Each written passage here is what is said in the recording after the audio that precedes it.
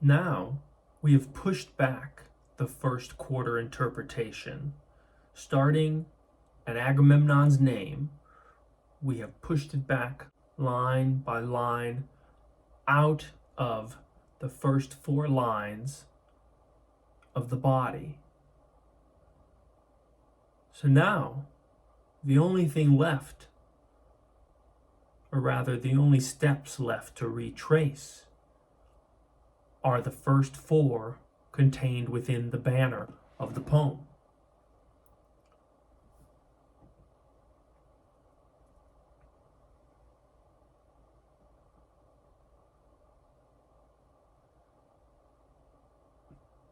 Now, as I see it, the identification of girl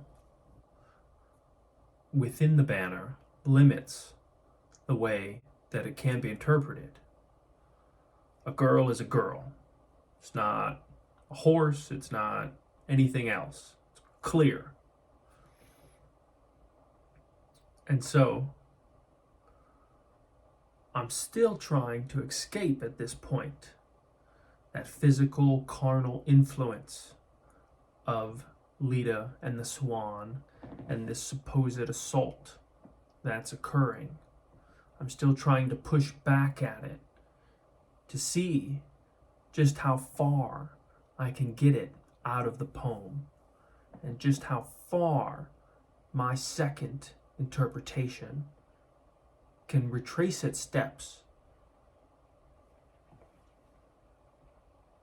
And so, with girl being a large obstacle limiting the interpretive potential in where I could go, I choose to interpret the girl and the bird here in the banner emblematically. I want to see them as emblems when I do my interpretation. And there's a very good reason for this that we're about to get to. Deciphering these emblems calls for a conversation with the 18th century scholar and mythographer Jacob Bryant. We have to get back to the root of these symbols to understand what their association here may mean.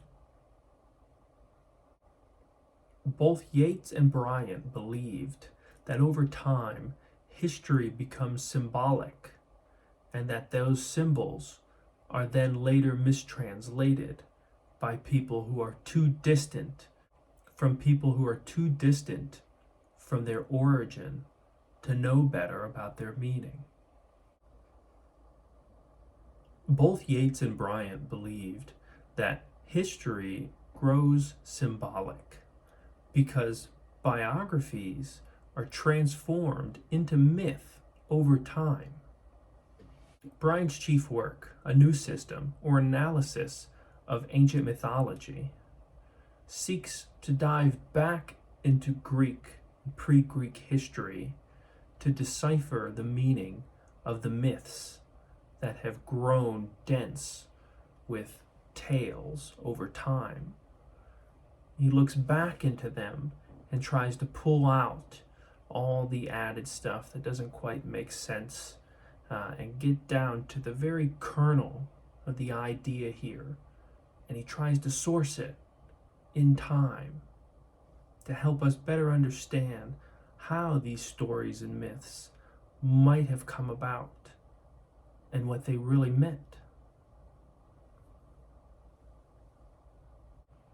From the beginning of this presentation, I've been very careful not to call the troops that have surrounded Troy and are invading the Greeks.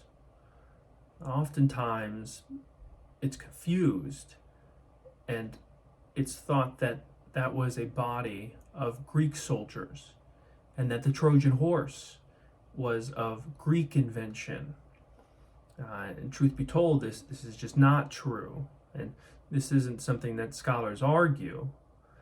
You see, Greek civilization had not even begun when the Trojan War occurred.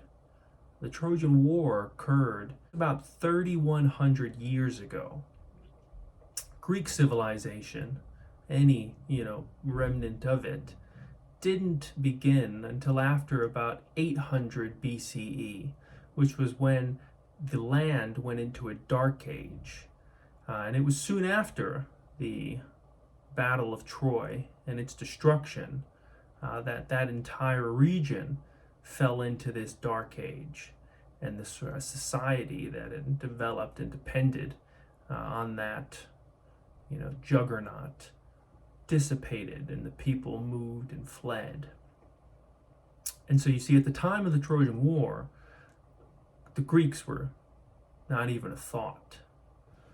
It was the Mycenaeans who were warring with the Trojans.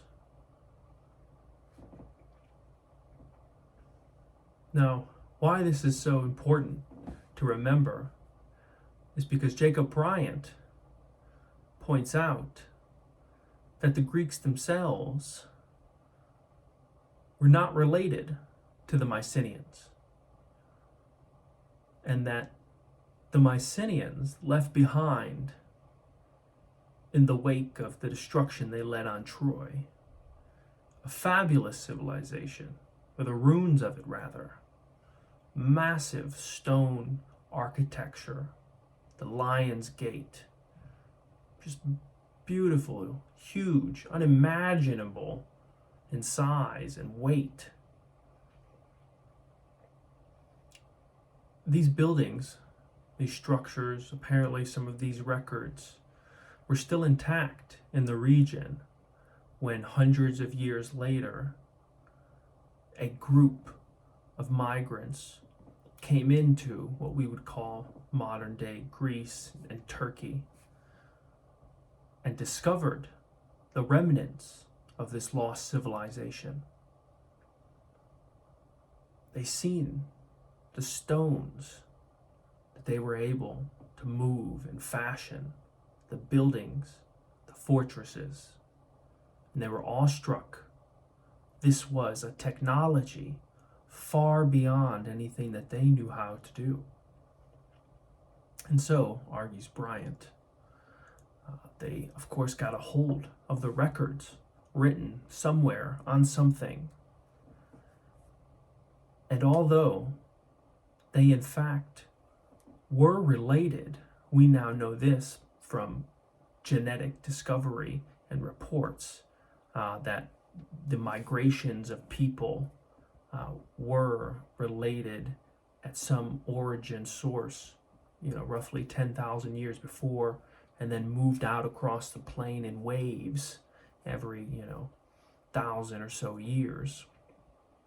So we now know that they were in fact genetically related, the Mycenaeans and the Greeks, but they had been apart for so long, Bryant suggests, that their linguistic structures and meanings had changed, so much so that when the Greeks found the writing, they couldn't decipher it.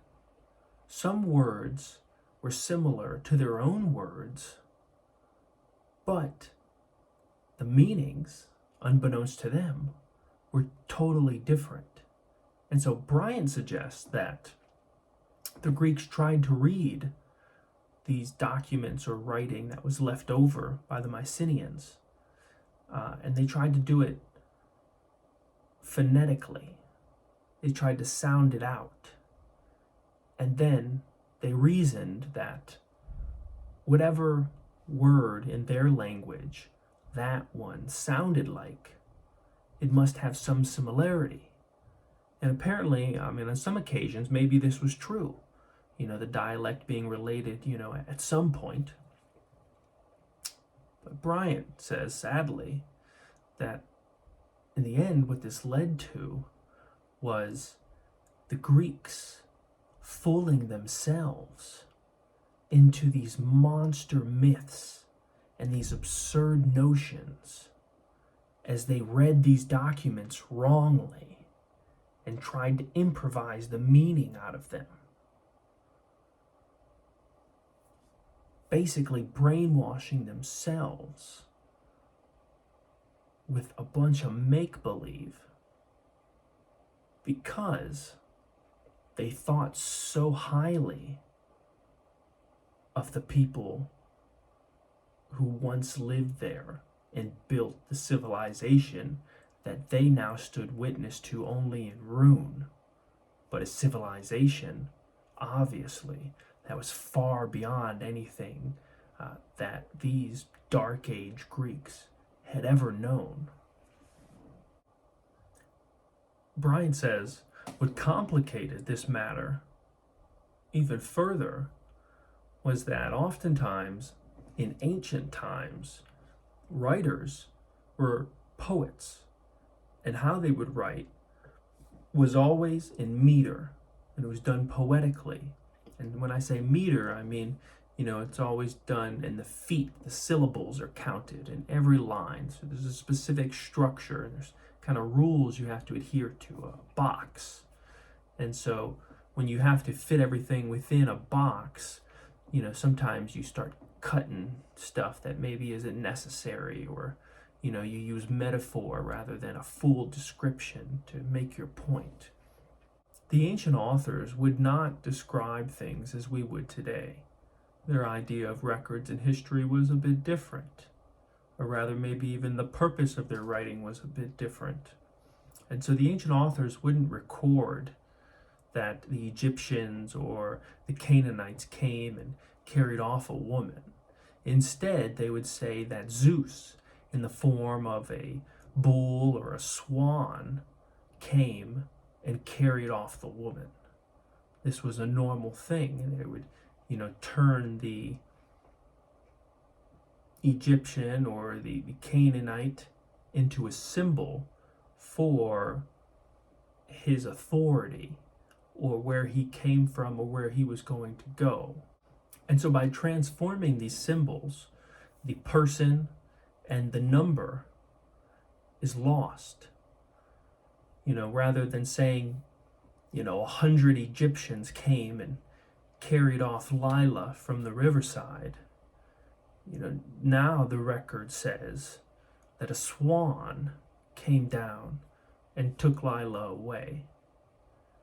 And then that's it. And so when somebody later in time, with the improper language, tries to translate a document like that, seriously, you run into problems immediately.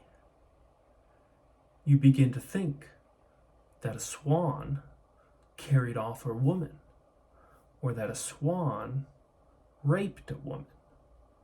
Immediately you're pushed into these absurd notions, this world of make-believe, that I guess seems okay, because isn't that what the poem's about? But at the same time, you question, could I get out of this? Is there another interpretation here that has nothing to do with a swan raping a woman? That has nothing to do with absurdity, with an absurd thought? I think by viewing the swan and the girl here emblematically, we can get to a greater meaning. Now, although Jacob Bryant's book is almost one massive effort to dispel the Greek myths and get back to their origin, he does not analyze the Ledean myth as we have and as we will continue to do here. He does not come to conclusions, and he does not pull it apart and decipher it down to its seeds as he does other myths. Why that is, I can't say. But as a curious reader and an attentive reader, what I found out while reading his 3-volume set that is roughly about 1,800 pages and 250 years old, written in roughly 4 languages, one of which you only need to read it, English. You just skip over everything you can't read. Within that book, he gives all the information that the reader needs to decipher the Ledean myth for yourself, to pull apart this imaginary rape scene, this mythology, to peel it back and take a look at the history that inspired it for the first time ever. Before I go any further, it's important to clarify the connection between Jacob Bryant and W.B. Yeats. These were two different men that lived in two different time periods. Yeats died in the early 20th century and Jacob Bryant died in the 18th century. So how can I say for certain that the information we're about to discuss was also known by W.B. Yeats?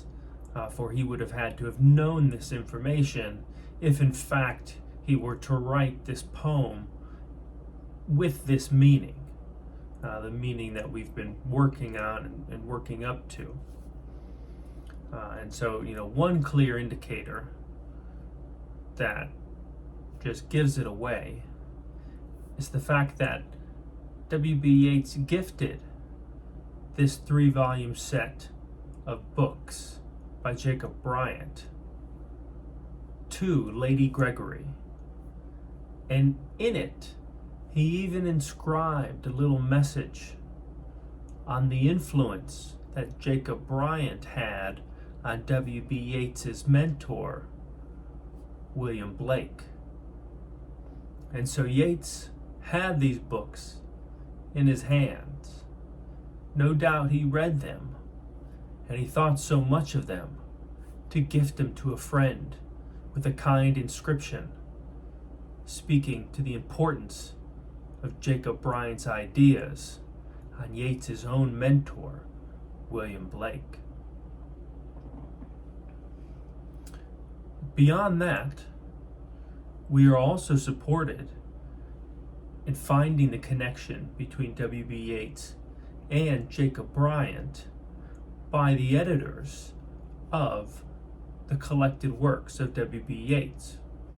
Catherine Paul and Margaret Mills Harper suggest in the footnotes of their edition of the 1925 version of A Vision that Yeats may have took his inspiration or some of his information from a passage in Jacob Bryant's work, A New System. Within A New System, the Ledean myth and Leda herself are mentioned, but only briefly. In no direct way is the myth itself deciphered or explained, as I had mentioned earlier, but merely sort of touched upon and then moved on as if it were a side point. But that kernel is enough for the editors to suggest that, if for no other reason, he may have taken his inspiration from that passage in Jacob Bryant. So I say that to say this, is that, the editors are one example, and then his gifting of the set of books and the inscription within it to Lady Gregory is the second example that, for me, really, allows me to feel comfortable making this connection and assuming that W.B.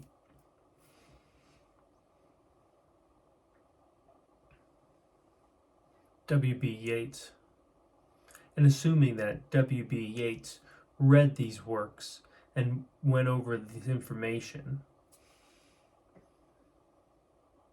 assuming that W.B. Yeats read these works and combed through the same information that I did while reading them.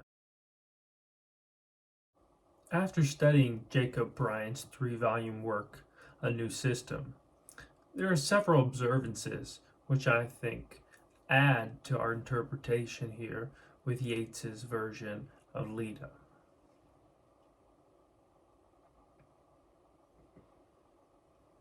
First, I think it's worth pointing out that this myth of Leda and the Swan is what the Greeks call their founding myth. And so it is the Adam and Eve story of the Greek civilization. It's that one story that we tell ourselves about the very beginning that everything else is sort of built off of.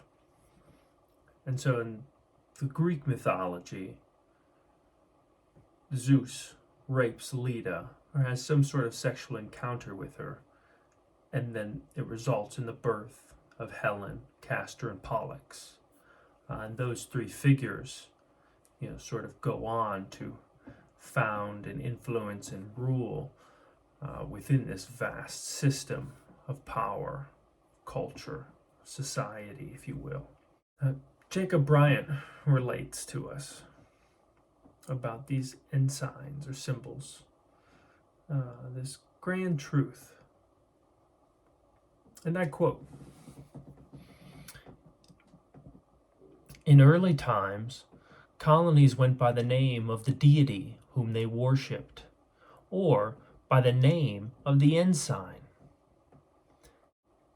Every depredation made by such people was placed to the account of the deity under such a device. This was the manner in which the poets described things.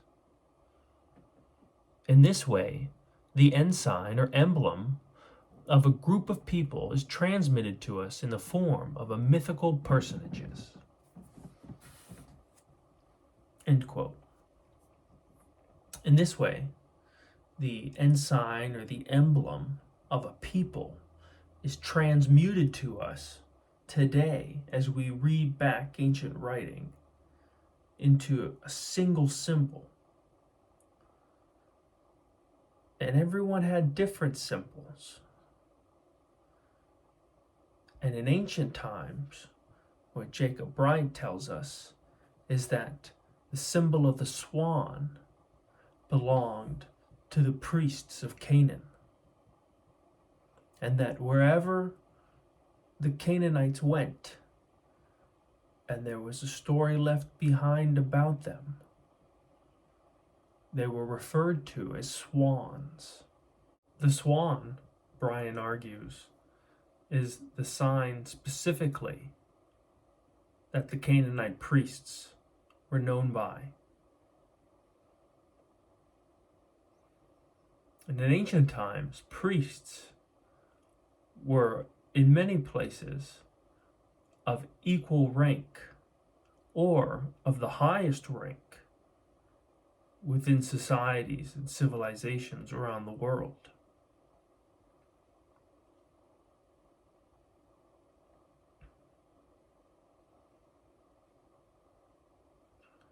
This means that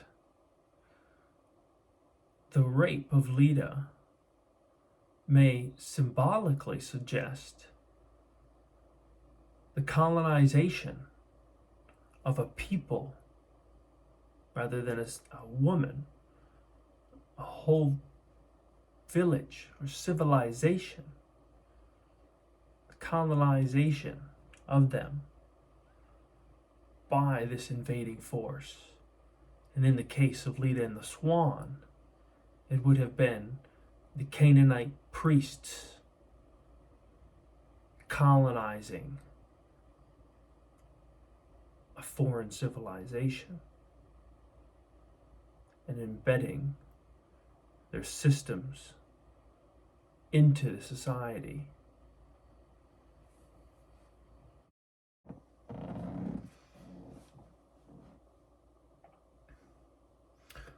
The second interesting point that I'd like to highlight is that just as the relationship between the swan and Leda as predator and prey, or colonizer and colonized, just as that relationship has a special meaning, I also think that the relationship that her children have is also significant in some way.